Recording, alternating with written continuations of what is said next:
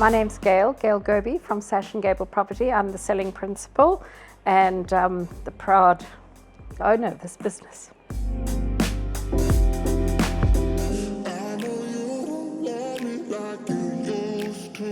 It was by default. Ian and I were moving. We were moving up to Queensland. That's where the kids are. That's where you live. You live with your family. And we felt being isolated in Coffs Harbour, where the beaches and the fine wine and the lots of friends and was a temptation. Our kids were more important. So we decided to move up here, and I really struggled to get an agent to help us to find a home. And I was traveling every weekend, coming up, visiting, because Ian had actually transferred. He found a really good job, because Ian's a lighting engineer by trade, and he'd already transitioned here, and I was actually just trying to get a job. One of the things I said to Ian is, because I struggled to settle in Australia when we first arrived, I said I needed to move to get a job first before I actually transfer and relocate the family. So it took a while, and Ian actually said to me, you know, Gail, you actually could do this. You know, you could come out and, you know, help people relocate. I mean, we just left Africa. You know, we'd up sticks the whole family, uplifted them, and we've all moved here. And now we're, you know, we understand. We understand the emotion and the challenges that one has when moving, whether it's a good reason or a bad reason, or it's all there's the same. It's very tough.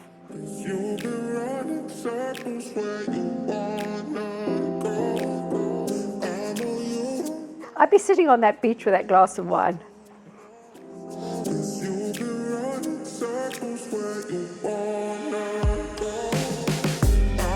Oh, look, I think it's helping people. It works both ways. It's the team that we have here in the office. That's number one, because without the team and without the commitment that we have and the opportunities that we see here, we wouldn't actually be good at what we do. So number one, it's the team, and it's just about helping people and making sure that they get the best possible service.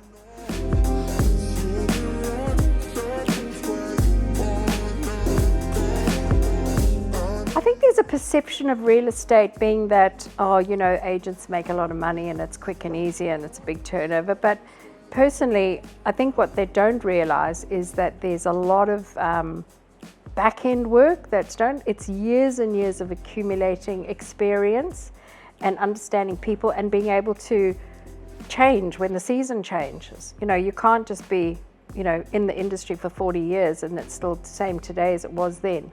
It's a forever changing circle, and I think if people realize that there's actually more to it than just fast cars, fancy watches, high-heeled shoes. You know, there's a lot involved in understanding the properties themselves, the location, what people are looking for. Yeah, it's exciting, but it's not an easy gig.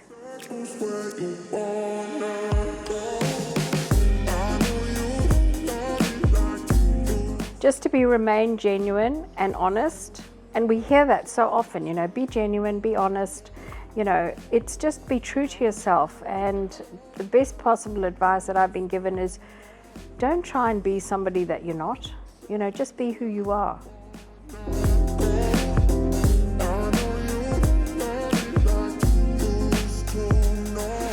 One of the things that we come up against, and now I'm going back years of my experience now being a, you know, mum, a wife, a homeowner myself. I go into a property and people say to me, what do you think that we should do? And I always say to yourself, sell your house when it's ready, and make sure that you've ticked all the boxes beforehand. So I always say pre-pest inspections are always one essential. You know, and when I was first in the industry, I never ever thought about that sort of thing. I just was, you know, I'm here to sell your house. But now there's more to it. It's make sure that you know what you're selling, because we might live in a property for years and that piece of paint, that needs a new color because mum says that it needs to be repainted, it's a fashion. But what's behind all of that? You know, how are all those, how the waterworks working? You know, is everything sealed? Are we going to have activity of termites? Are we going to be surprised when there's a build and pest inspection that comes through? And I think that's really the one bit of advice that I can give a landlord is sell your house when it's ready.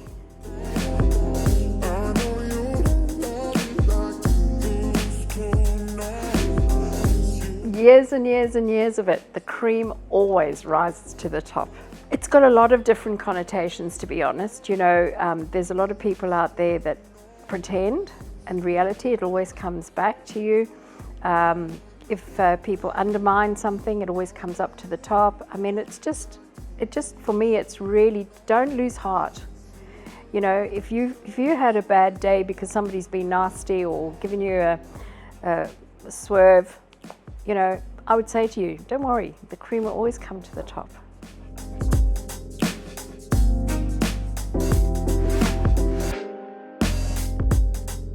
Oh, my kids, my family, my garden. I'm dying to get into my home. It's been 14 years and we're getting a new kitchen and a new bathroom and we're going to have a stable floor. It's been 3 months that I haven't had my home, so I'm really looking forward to that. Actually, it was interesting 14 years ago when we bought our little character Queenslander, and that's another thing I just failed to mention, is that I come from a country where it's all brick and tile. There's no wood other than in the eaves of the building. And when you come here, you are blessed with these beautiful, beautiful character Queenslanders. And they have their warts. They need so much maintenance, but they are absolutely stunning. And one of the things that actually I was excited to be in real estate was because my darling husband Ian said, no, I'll renovate. So every weekend he'd renovate. I couldn't stand the dust, so I was selling houses. So for the first 14 years of us living here, it was a good combination. I was out selling houses and he was renovating. But now as getting my house is all coming into order now, it's sort of kind of nice. I'm looking forward to getting back into it again.